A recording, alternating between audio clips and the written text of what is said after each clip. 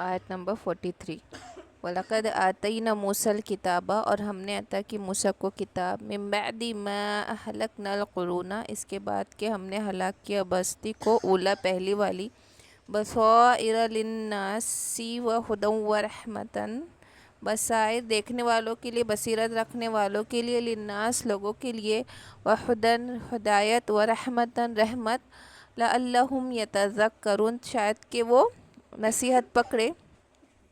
اور ہم نے موسیٰ کو کتاب دی، اور اس کے بعد کہ ہم کتنی ہی بستیاں غارت کر چکے، بصیرت ہے دیکھنے والوں کے لیے، ہدایت اور رحمت ہے تاکہ ہم ذکر پکڑیں۔ دیکھو موسیٰ علیہ السلام کے بعد نہ کسی بھی امت پہ ایسا عذاب نہیں آیا، مطلب ایسا یخلقتا عذاب نہیں آیا اللہ پاک کی طرف سے۔ اس سے پہلے جتنے نبی تھے نا، صالح علیہ السلام، لوط علیہ السلام، اور جتنے بھی انبیاء کے قوموں پہ عذاب آیا، اور موسیٰ علیہ السلام کا وہ جو فرعون کے ساتھ وہ لشکر ڈوبا، اس کے بعد ایسا عذاب نہیں آیا قوموں پہ۔ یا تو مسلمانوں کے ہاتھوں ہلاک ہوئے جنگوں میں، اور اس کے بعد عذاب ایسا نہیں آیا، اللہ نے باقی قوموں پر ایسا عذاب نہیں دیا۔ پھر وہ جو بندر اور خنزیر بنے تھے، اہل سبت والے، جو ہفتے کے دن جنہوں نے نہیں مانا تھا، اس کے بعد عذاب نہیں آئے۔ اللہ نے ایسے اخلاق عذاب نہیں دیا قوموں پہ۔ موسیٰ علیہ السلام کے بعد کسی بھی نبی کے قوم پہ پھر عذاب نہیں آیا۔ عیسیٰ علیہ السلام کا جو واقعہ ہوا اس میں بھی عذاب نہیں آیا تھا، موسیٰ علیہ السلام کے بعد تو فوراً وہی آئے۔ پھر ایسا کوئی انبیاء کے اوپر پھر بعد میں جو کفاروں کو اور ظالموں کو جو سزا ہوئی وہ جنگوں کی شکل میں، جو آپ صلی اللہ علیہ وسلم نے بھی جو غزوات ہوا جس میں سرداروں اور ظالموں کا جو قتل ہوا، تو وہ اس شکل میں ہوئے کہ مسلمانوں کے ہاتھوں وہ جنگ میں مارے گئے۔ وما کنتا بجانب الغربیہ، اور آپ نہیں تھے مغرب کی جانب میں، اذا قضینا الی موسیٰ جب ہم نے بھیجا تھا موسیٰ کو، موسیٰ الامر حکم کے ساتھ، وما کنتا اور نہیں تھے آپ، من الشاہدین اس وقت حاضر۔ تو یہ جو باتیں بتائی جا رہی ہیں آپ صلی اللہ علیہ وسلم کو کہ اتنے بڑے بڑے واقعات جو تورات میں بھی اتنی تفصیل سے نہیں آئے، وہ آپ صلی اللہ علیہ وسلم کو کب بتائے جا رہے، جبکہ آپ صلی اللہ علیہ وسلم نے نہ سفر کیا، نہ آپ نے کوئی تاریخ کی کتابیں پڑھی، نہ مکے والے ان سب تاریخ سے واقف تھے۔ اس وقت آپ صلی اللہ علیہ وسلم یہ آیتیں جب وحی کے تھرو نازل ہوئی، موسیٰ علیہ السلام کا پورا واقعہ تو آپ نے پڑھ کے بتایا سارے امت کو، تو آپ کو کیسے پتہ چلا؟ یہ پوچھ رہا اللہ پاک نا امت سے کہ آپ صلی اللہ علیہ وسلم تو موجود نہیں تھے جب مغرب کے جانب موسیٰ علیہ السلام کے ساتھ یہ واقعات ہوئے، آپ کو کوہ طور کا ملنا، یہ سارا عذاب کا ہونا، یہ سب جو باتیں گزری موسیٰ علیہ السلام کی، تو نہ آپ اس وقت موجود تھے، نہ آپ کے پاس کوئی کتاب تھی، نہ آپ نے سفر کیا تھا، تو بھی آپ کو ہو بہو اتنے ڈیٹیلنگ میں پتہ ہے۔ وَلَكِنَّا أَنشَأْنَا قُرُونًا، اور لیکن کہ یہ کیا ہے، نبوت کی نشانی ہے نا کہ آپ صلی اللہ علیہ وسلم کو ان باتوں کا علم ہونا، اتنی زیادہ محقق باتوں کا علم ہونا، یہ آپ کی نبوت کی نشانی ہے۔ وَلَكِنَّا أَنشَأْنَا، اور لیکن کہ ہم انشأنا پیدا کرتے ہیں، قُرُونًا کئی جماعتیں، فَتَطَاوَلَ عَلَيْهِمُ الْعُمُرُ تو پھر ان کی عمریں طویل ہو جاتی ہے۔ وما کنتا ساویًا فی اہل المدینہ، اور آپ نہیں تھے اہل مدین میں، تتلو علیہم آیاتنا کہ آپ ان پر تلاوت کرتے، پڑھ کے سناتے ہماری آیتیں، ولاکننا کننا مرسلین لیکن کہ ہم نے آپ کو رسول بنایا ہے، کہ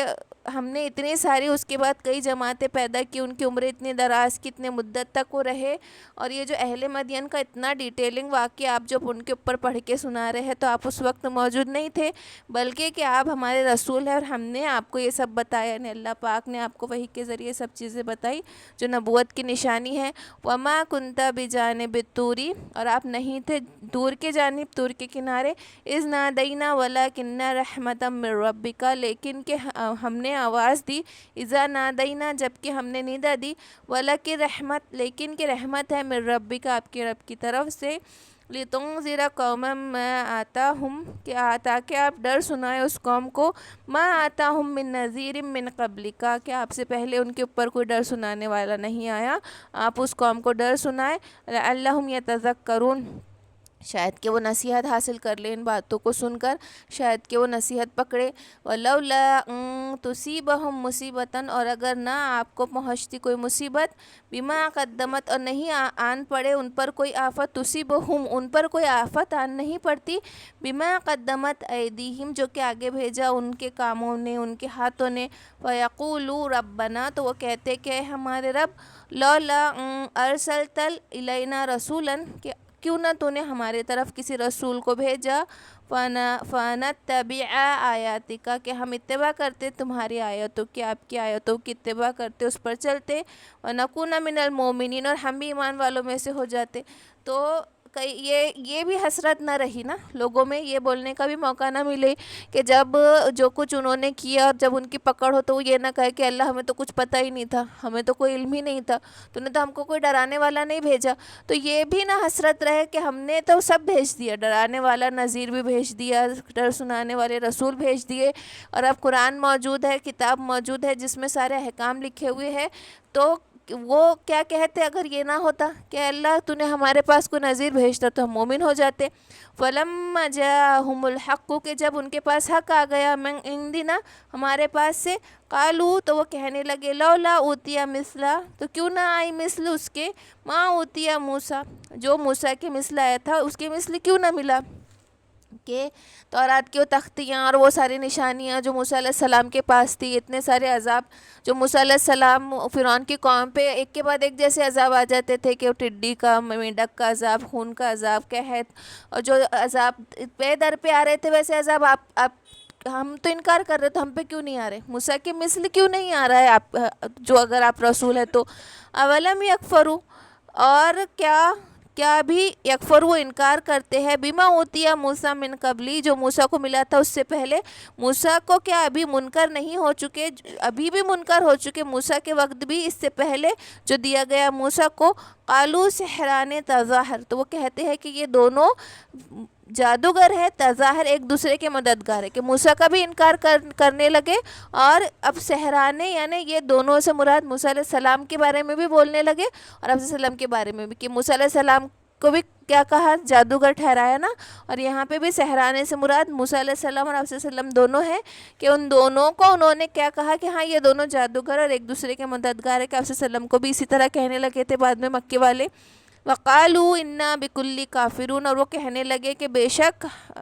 کہ ہم بکل کافرون، ہم ان سب کو نہیں مانتے، کہ پہلے کہتے تھے کہ کوئی ڈر سنانے والا آ جاتا تو ہم مومن ہو جاتے، پھر جب آپ صلی اللہ علیہ وسلم نے آپ صلی اللہ علیہ وسلم جب نبوت لے کر آئے تو کہنے لگے کہ موسیٰ علیہ السلام کی مثل کیوں نہیں ہو رہا، پھر کہنے لگے کہ ہم موسیٰ علیہ السلام کو بھی نہیں مانتے، آپ کو بھی نہیں مانتے، وہ دونوں جادوگر تھے اور ہم ہر ایک کا انکار کرتے ہیں، یہ اتنی سرکشی کی باتیں۔ قل فأتوا بکتاب من عند اللہ، اور وہ کہہ دو، فاتو، تو تم لے آؤ، کتاب من عند اللہ، اللہ کے نزدیک، ہوا اہدی منہما، جو کہ زیادہ ہدایت والی ہو، منہما، ان دونوں سے، اتبعہ ان کنتم صادقین، اور چلو اس پر اگر تم سچے ہو۔ فإن لم یستجیبوا، پھر اگر تم نہ لا سکو، جواب تم نہ لا سکو، لکا، تمہارے لیے، فعلم، تو پھر جان لو، انما یتبعون اہواءہم، کہ تم چلتے ہو اپنے خواہشوں پہ، کہ اب تمہارے پاس کوئی کتاب آ جائے، حق آ جائے، تم کسی کو ماننے والے نہیں، تم اپنے خواہشوں کی اتباع کرنے والے ہو، یہ کافروں کے لیے جواب ہے۔ ومن اضل ممن اتبع، اور جو کوئی گمراہ ہوا، ممن، جو اتباع کیا، ہواہ، اپنے خواہشوں کی، بغیر ہدی من اللہ، تو بغیر ہدایت کے اللہ کی طرف سے، کہ جو اللہ کی اطاعت نہیں کر رہا، وہ اپنے نفس کی، اپنے خواہشوں کی ہی اطاعت کر رہا ہے، کیونکہ دو ہی باتیں ہوں گی کہ بندہ یا تو رحمان کا ہوگا یا شیطان کا ہوگا، اگر وہ رحمان کا نہیں سن رہا اب تو اپنے نفس کی سن رہا، وہ اپنے نفس کا غلام بن چکا۔ ان اللہ لا یہدی القوم الظالمین، کہ بے شک اللہ نہیں ہدایت دیتا ظالم قوم کو۔ وَلَقَدْ وَصَّلْنَا لَهُمُ الْقَوْلُ، اور ہم پے در پہ، وصلنا، جڑا ہوا، لہم، ان کے لیے، قول، اپنا کلام ہم جڑا ہوا پے در پہ بھیجتے رہے، لعلہم یتذکرون، شاید کہ وہ دھیان پکڑے، نصیحت پکڑے۔ وصلہ سے معنی جڑا ہوا، کہ ہم ایک کے بعد ایک پے در پہ کلام بھیجتے ہیں، اور ایک کے بعد، اس سے مراد ہر چیز دیکھو، انبیاء بھی پے در پر آئے، ہر قوم پہ انبیاء اترے، اور قرآن میں بھی پے در پہ ایک کے بعد ایک، ہر آیت میں نصیحت، بار بار ایک ہی ذکر، تکرار کیوں کہ نصیحت پکڑی کہ ہم کو لگتا نا کہ یہ واقعات کیوں بار بار آ رہے، تاکہ ہمارے ذہنوں میں بہت اچھی طرح جم جائے، ہم اس کو سمجھ لیں۔ اور طریقہ کیا ہونا چاہیے نا مبلغ کا بھی، کہ دعویٰ کا کام کا بھی طریقہ کیسا ہونا چاہیے کہ ایک بار کہہ کے نہیں رک جانا، بے در پہ بار بار اس بات کی تکرار۔ ہم کو ہدایت کا دینے والا تو اللہ ہے، لیکن اپنے بات اور اپنی دعوت سے رکنا نہیں ہے کہ ایک بار نہیں مانا انسان تو دو بار نہیں مانا تو تین بار نہیں مانا تو 4 بار۔ جس طرح کہ انبیاء نے کوشش کی، اسی طرح تبلیغ اور دعوت کا بھی کام ایسا ہی ہوگا کہ پے در پہ مسلسل اپنی بات کو لوگوں تک پہنچانے کی کوشش کرتے جانا ہے، اور اپنی کوشش سے تھکان یا اکتاہٹ نہیں ہونا چاہیے۔ الذین آتیناہم الکتاب، اور وہ لوگ جنہیں ہم نے کتاب دی، من قبلہ، اس سے پہلے، ہم بہ یؤمنون، کہ وہ اس پہ یقین رکھتے ہیں۔ اب یہ پورا کافروں کا ذکر آنے کے بعد مومنوں کا ذکر آ رہا ہے کہ وہ لوگ جنہیں ہم نے کتاب دی اس سے پہلے وہ اس بات کا یقین کرتے تھے۔ وَإِذَا يُتْلَى عَلَيْهِمْ، اور جب ان پر پڑھی جاتی ہے، علیہم ان پر، قالوا آمنا، تو کہتے ہیں کہ ہم ایمان لائے، بھی اس پہ، انہ الحق من ربنا، کہ بے شک یہ حق ہے ہمارے رب کی طرف سے، انا کننا من قبلہ مسلمین، کہ ہم تو پہلے سے ہی فرما بردار ہے۔ تو اس میں کیا کہا جا رہا ہے کہ پہلے ہی جن کو کتاب مل چکی اور جو اس پہ یقین رکھتے ہیں، کہ تورات انجیل پر یقین رکھنے والے، جب آپ صلی اللہ علیہ وسلم کی نشانیاں اس پہ آئی تو انہوں نے اس پہ بھی یقین رکھا ہے نا۔ تو وہ کون کون سے لوگ تھے؟ جیسے کہ ورقہ بن نوفل تھے نا، کہ جب ان کے پاس انجیل کا علم تھا اور وہ اس کا ترجمہ بھی کیا کرتے تھے سریانی زبان سے عبرانی زبان میں، جب ان کو آپ صلی اللہ علیہ وسلم کی نشانیاں ملی تو انہوں نے ان پہ بھی یقین کر لیا، اور کہا بھی کہ جب تمہاری نبوت ثابت ہو جائیں گی، میں اس وقت تک زندہ رہا تو میں ایمان لے آؤں گا۔ سلمان فارسی ایسے تھے جنہوں نے انجیل پڑھے تھے، اور انہوں نے اس میں آپ صلی اللہ علیہ وسلم کی نشانیاں دیکھے تھے، تو آپ صلی اللہ علیہ وسلم کو تلاش کرتے ہوئے وہ مکے میں آئے تھے۔ اور زید بن نفیل تھے، جو ان کو حالانکہ یہ تو نہیں ملی تھی، کتاب کا علم نہیں تھا، لیکن وہ اس بات کے قائل تھے کہ اللہ ہے۔ وہ کہتے تھے کہ اللہ، مجھے طریقہ تو نہیں پتہ لیکن بت کی پوجا غلط ہے اور اللہ تو کہیں نہ کہیں موجود ہے۔ اور وہ شخص جو سورہ یاسین میں بھی جن کا ذکر ہے نا، تو وہ سارے کون ہیں جنہوں نے آپ صلی اللہ علیہ وسلم کے مبعوث ہونے سے پہلے آپ پر ایمان لے آئے تھے۔ آپ صلی اللہ علیہ وسلم کی نبوت ملنے سے پہلے آپ پر جو لوگ ایمان لے آئے تھے نا، ورقہ بن نوفل تھے، زید بن نفیل تھے، سلمان فارسی آپ کو تلاش کرتے ہوئے آئے۔ ورقہ بن نوفل ہے، زید بن نفیل ہے، سلمان فارسی، اور وہ نجار نہیں، حبیب نجار، جن کا ذکر یاسین میں بھی آیا نا۔ ہاں وہ نجار تھے نا، جو حبیب۔ اور دیکھو نجاشی بادشاہ کے پاس نہیں، جب جعفر رضی اللہ تعالیٰ عنہ پہنچے تو انہوں نے کہا کہ مریم کے بارے میں بتاؤ، تو جب انہوں نے سورہ مریم کی تلاوت کر کے سنا دی تو انہوں نے کیا کہا کہ ہاں، تم نے نہ اس تنکے سے زیادہ کہا نہ اس تنکے سے کم کہا، تو وہ ایمان لے آئے تھے۔ انہوں نے، تو اس سے مراد کیا ہے کہ انہوں نے اپنی کتابوں پہ یقین رکھا، یعنی وہ جب ان کے پاس تورات انجیل تھی تو اس پہ بھی ان کا یقین تھا، اور جب شریعت محمدی آ گئی تو انہوں نے اس کا بھی یقین کر لیا۔ تو حدیث پاک میں کیا آتا ہے کہ 3 لوگوں کے لیے دوہرا اجر ہے۔ ایک ایسا اہل کتاب جس نے اپنے وقت میں جب کتاب نازل ہوئی تو اس نے اپنے کتاب پر یقین رکھا، اور جب آپ صلی اللہ علیہ وسلم کی شریعت آ گئی، قرآن آ گیا، تو قرآن پہ بھی اس نے یقین رکھا۔ تو کیوں دوہرا اجر ملا؟ دیکھو کہ ان کے اوپر دوہرا اجر، آگے آئیں گے کہ آیت،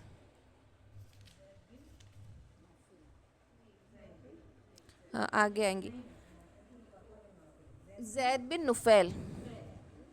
اور اس میں کیا کہا انہوں نے کہ ہم، جب ان پر پڑھی جاتی ہے، وَإِذَا يُتْلَى عَلَيْهِمْ، تو جب ان پر پڑھی گئی، یہ قرآن پڑھا گیا، جب ان پہ قالوا آمنا، تو انہوں نے کہا کہ ہم ایمان لائے، بِهِ إِنَّهُ الْحَقُّ، کہ یہ حق ہے تمہارے، من ربنا، ہمارے رب کی طرف سے، اِنَّا كُنَّا مِن قَبْلِهِ مسلمین، کہ ہم اس سے پہلے ہی مسلمان ہو گئے۔ اب یہ مسئلہ زیر بحث کہ مسلمان صرف امت محمدیہ ہے، یہ سب کو مسلمان کہا گیا، تو جہاں تک کہ ابراہیم علیہ السلام نے بھی اس امت کو، مطلب جو بھی اللہ کے ماننے والے ہیں ان سب کو مسلمان کا لغوی معنی تو فرما بردار ہوتا ہے، لیکن ہم کیا کہیں گے کہ ہمارا دین اسلام ہے اور ہم مسلمان ہیں، تو ہر انبیاء کی قوم کو مسلمان کہا گیا، آپ صلی اللہ علیہ وسلم کا کے قوم کو امت محمدیت کو تو مخصوص مسلم کہا گیا. اولئک یؤتون اجرہم مرتین، اور انہیں دیا جائے گا دوہرا اجر. اجرہم ان کا اجر مرتین دوہرا ہے، بما صبروا جو انہوں نے صبر کیا، ویدرؤون اور رکے رہے اور انہوں نے دور کیا، بالحسنات السیئات برائی کو اچھائی سے، ومما رزقناہم ینفقون اور جو کچھ ہم نے رزق دیا اس میں سے خرچ کرتے ہیں. تو یہ وہ لوگ ہیں جن کو دوہرا اجر دیا جائے گا. تو دوہرا اجر دینے ملنے والے 3 لوگ ہیں کہ اللہ جن کو حدیث پاک میں آتا ہے کہ دوہرا اجر ملنے والے 3 لوگ ہیں. 4 آتا ہے، 3 حدیث میں ہے اور چوتھا قرآن میں ذکر ہوا کہ ایک تو یہ اہل کتاب ہے جنہوں نے اپنے کتاب پر بھی عمل کیا، اور پھر جب شریعت محمدی آ گئی تو قرآن پہ بھی عمل کیا اور اس کی تصدیق کی. تو دوہرا اجر کیوں ملا ان کو؟ کہ دیکھو اپنے اپنے شریعت کو چھوڑ کر نئی شریعت کو اپنانا ایک بڑا کام ہے. اس کے لیے بڑا وہ چاہیے، اپنے انا کو مارنا اور اپنے دل کو مارنا، کہ محبت ہو جاتی ہے نا انسان کو اپنے طریقوں سے، اپنے شریعت سے، اپنے نبی سے. ہم کو ایک الگ طرح کی جو آپ صلی اللہ علیہ وسلم کا درجہ دل میں ہے. انبیاء کے ہم واقعہ سنتے لیکن ایک ہم کو فخر ہے کہ ہاں یہ ہماری شریعت ہے، ہمارے نبی ہے. تو ایسا اہل کتاب کا کہ انہوں نے اپنی شریعت کو بھی مانا، اور جب ان کے پاس قرآن کا حق ابھی بھی اگر کوئی سچا ہے، کرسچن ہے، جوئش ہے، اور اب اس کو قرآن کا علم ہو گیا، تو اب اس نے اچھے سے اپنے کتابوں میں دیکھا اور پھر اس نے قرآن کی بھی تصدیق کر دیا اور اس پہ بھی ایمان لے آیا، تو اس کے لیے بھی دوہرا اجر ہو گیا کہ اس نے اپنی شریعت کو بھی اچھے سے مانا اور آپ صلی اللہ علیہ وسلم کی بھی تصدیق کی. کیونکہ یہ بڑا کام ہے کہ اپنے دل کو مارنا، اپنے شریعت کو چھوڑ کے پھر نئی شریعت اپنانا. اور ازواج مطہرات کے لیے آیا ہے کہ ان کو دوہرا اجر ہے کہ ایک تو آپ صلی اللہ علیہ وسلم کی ایز اے نبی انہوں نے اطاعت کی اور پھر شوہر بن کے بھی خدمت کی، تو ان کو بھی دوہرا اجر ہے. دوسرا دوہرا اجر اس غلام کا ہے کہ جس نے اپنے مالک کی فرما برداری کی اور اللہ کے حکم کو بھی مانا. اس غلام کے لیے بھی دوہرا اجر ہے کہ ڈبل محنت کیا اس نے، کہ اپنے آقا کا بھی کہاں مانا، فرما برداری کی، اور اللہ کی بھی فرما برداری کی. اور چوتھا ایسا مالک جس کی کنیز تھی، جس سے وہ فائدہ اٹھاتا تھا، اس نے اس کو اچھی تعلیم دی، اچھی آداب سکھائے اور اس کو آزاد کر کے نکاح کر لیا. اب اس کے لیے دوہرا اجر اس لیے کہ وہ ایسا کنیز تو اس سے فائدہ اٹھا ہی رہا تھا، اس کے لیے یہ جائز تھا کہ وہ اس سے فائدہ اٹھائے، لیکن اس نے اس کو ادب سکھایا اور اس کو بیوی بنا لیا. تو اب بیوی کا حق تو ڈبل ہو گیا نا، باندی کے مقابلے میں بیوی کو اس کو حق بھی زیادہ دینا ہے. اور باندی تو غلام ہے، وہ اس کی تابع داری میں رہیں گی، لیکن بیوی کا ایسا معاملہ نہیں رہتا نا.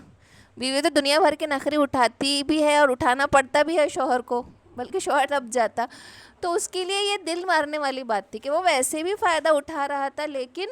اس کو اب اپنی کنیز کو بیوی بنا دیا. اور اس وقت مکے میں یہ بہت معیوب سمجھا جاتا تھا، بہت معیوب سمجھا جاتا تھا کہ کوئی اپنی باندی سے ایک نکاح کر لے. حالانکہ یہ اجر بہت تھا اس میں کہ اپنی باندی کو مسلمان کرے، ادب سکھائے، آزاد کر کے اس کو نکاح میں لا لے، یہ بہت بڑے اجر کا کام تھا، لیکن مکے میں بڑا معیوب سمجھا جاتا تھا. اس لیے ایسا کرنے والوں کے لیے دوہرا اجر. اب اجر وہ نہیں کہا،